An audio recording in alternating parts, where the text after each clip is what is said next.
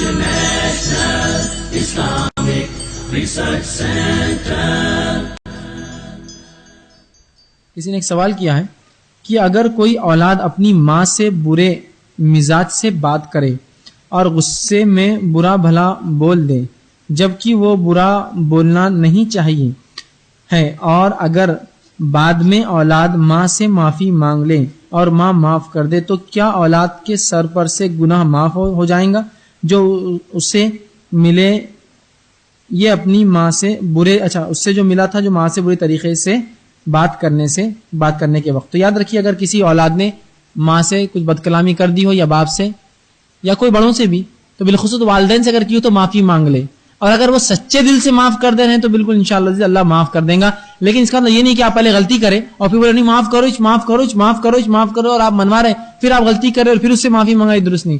ہو جائے غلطی اور اگر وہ آپ کو معاف کر دے تو انشاءاللہ عزیز اللہ ضرور جو ہے ان کی دعا قبول کریں گا. لیکن ایک بات میں بالکل اعلان کر دوں اور یہ بات کی میں تاکید کر دوں کہ اولاد غلطی سے بھی، بالخصوص ماں کی اور باپ کی بد دعا نہ لے. غلطی سے بھی شریعت نے ان کو ایسا اونچا مقام دیا ہے، ایسے پریویلیجز دی ہے، ایسے ان کو جو ہے اہمیت دی ہے کہ بجا اور بیجا ان کی دونوں باتیں اللہ سن لیتا ہے.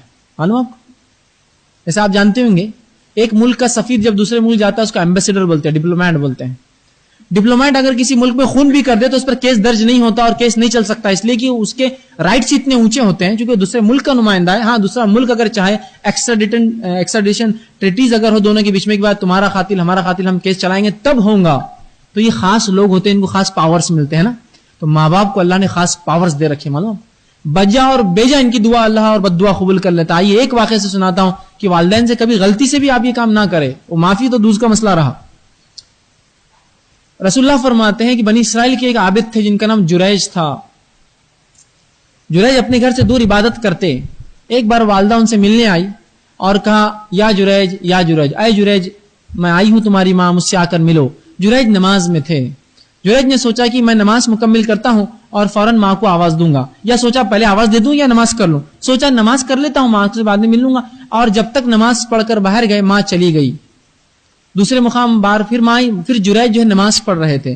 پھر ماں نے آواز دی یا جریج اے جریج آؤ، اے جریج میں آئی ہوں. لیکن جریج پھر نماز سوچا کہ نماز توڑ دوں یا ختم کر لیتا ہوں جلدی سے. فوراً دوڑتے ہوئے گئے، ماں پھر چلے گئی. تیسری مرتبہ ماں پھر آئی، جریج پھر نماز میں تھے چونکہ عابد تھے.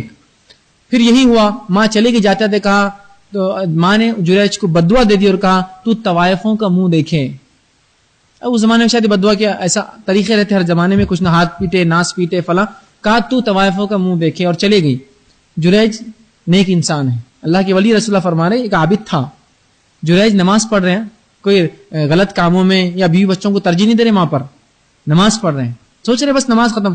چلے گئی. ہوا یوں کہ جریج کے عبادت خانے کے بازو ایک عورت تھی جس کو اولاد پیدا ہوئی، جس کے شوہر کا نام نہیں معلوم تھا. جب لوگوں نے پوچھا یہ اولاد کس کی ہے تو جو ہے اس خاتون نے کہا، اور اس شخص نے جس نے اس سے زنا کیا اس نے کہا میرا نام مت بولو. تو اس خاتون نے کہا یہ جریج کی اولاد ہے. حاکم کے پاس کیس چلا گیا کہ جریج نے جو ہے زنا کیا اس عورت سے اور اس پہ کیس ڈالو. جریج کو پکڑ کر لے جائے گا حاکم وقت کے سامنے اور سزائے موت سنائی گئی چونکہ جریج نے زنا کیا تھا. جب جریج کو پھانسی پہ لٹکانے لے جایا گیا تو جب جریج مسکرانے لگے چونکہ وہ عورت طوائف تھی، کھڑی تھی سامنے اور ہنس رہی تھی. کیا کہا تھا میں نے تو طوائفوں کا منہ دیکھے. وہ کھڑی تھی تو جریج ہنسنے لگے. تو بادشاہ نے کہا کیسے گناہگار انسان ہو، موت کا وقت اور ہنستے ہو. تو کہا میں موت کے وقت نہیں ہنس رہا ہوں، میری ماں کی بددعا مجھے یاد آ گئی کہ اس نے کہا تھا تو طوائفوں کا منہ دیکھے، اور وہی ہو گیا. اللہ رب العزت نے جریج پر رحم کیا اور وہ بچہ جو زنا کی اولاد تھی وہ بول اٹھا اور کہا میرا باپ وہ چرواہا ہے جس کا میں بیٹا ہوں. اور پھر جریج کو آزاد کیا گیا اور اس کو سزا دی گئی. رسول اللہ نے فرمایا 4 بچے بچپن میں بولے جس عمر میں بچے بولتے نہیں ہیں. عیسیٰ علیہ السلام، اصحاب اخدود کا بچہ، یوسف علیہ السلام کے جو زلیخا کے خاندان سے جس نے گواہی دی یوسف علیہ السلام کے حق میں، اور چوتھا جریج کے واقعے کا بچہ. تو یہاں اللہ نے دیکھیے ماں کی بددعا قبول کر لی. جریج نماز پڑھ رہے تھے تو ان کو اسپیشل پریویلیج. آپ بولیں گے ایسا کیوں؟ یہ لوگ ہی ایسے، ان کا مقام ہی اتنا اونچا ہے کہ اللہ ان کی جا بجا سب سن لیتا اٹھا کر. تو غلطی سے بھی مائیں اپنے بچوں کو بددعائیں نہ دے اور بچے بھی ماؤں کو تنگ نہ کرے اب آپ کو کہ ان کی بددعائیں اللہ قبول کرے. اسی طرح رسول اللہ فرماتے اللہ رب العزت باپ کی گئی دعا رد نہیں کرتا اولاد کے حق میں. ماں کا بھی لفظ ہے اس میں لیکن باپ کی خاص طور سے، اس لیے کہ مائیں تو دعائیں کرتی ہے، باپ دعا نہیں کرتے بچوں کے حق میں کبھی بھی. ہم نے دیکھا کہ بس وہ نہیں، میں بولتا نہیں، میں کرتا نہیں، میرے دل میں ہے نہیں. کرنا چاہیے.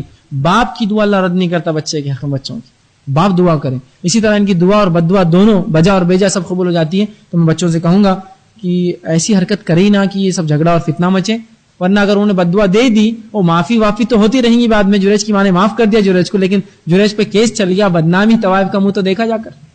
ہوا تو صحیح. سب کتنا تکلیف ہوئیں گی جریج کو، اندازہ لگے گا. عابد پہ اگر کوئی الزام لگا دے زنا کا، کہیں کا بھی نہیں رہتا ہے وہ انسان، آج کے دور میں بھی اور اس دور میں بھی.